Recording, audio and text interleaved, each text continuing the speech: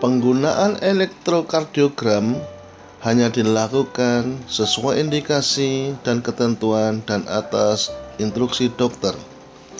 Langkah-langkah pemasangan EKG: persiapkan alat, atur posisi pasien, pasien diatur terlentang datar, buka dan longgarkan pakaian pasien bagian atas.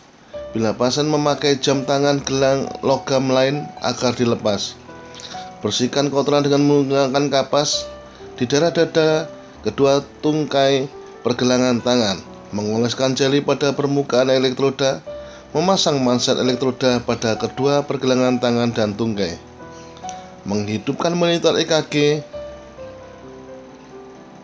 Kemudian letakkan sadapan dada V1 pada interkosta keempat garis sternum kanan, V2 pada interkosta keempat garis sternum kiri, V3 pada pertengahan V2 dan V4, V4 pada interkosta kelima garis pertengahan klavikula kiri,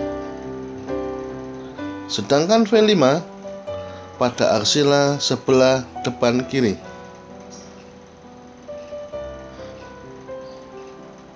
Untuk V6 pada aksila sebelah belakang kiri.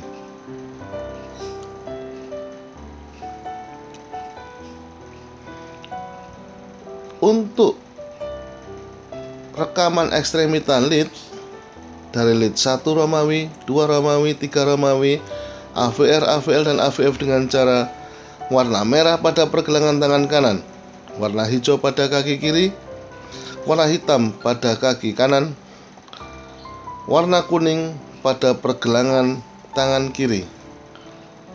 Memasang elektroda harus sesuai dengan ketentuan. Melakukan kalibrasi dengan kecepatan 25 mili per detik.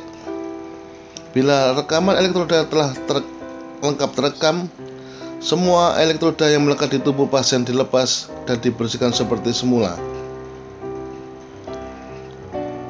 Harap diperhatikan urutan pemasangan lead pada EKG agar tidak terjadi kesalahan interpretasi data yang dikeluarkan oleh alat EKG itu sendiri,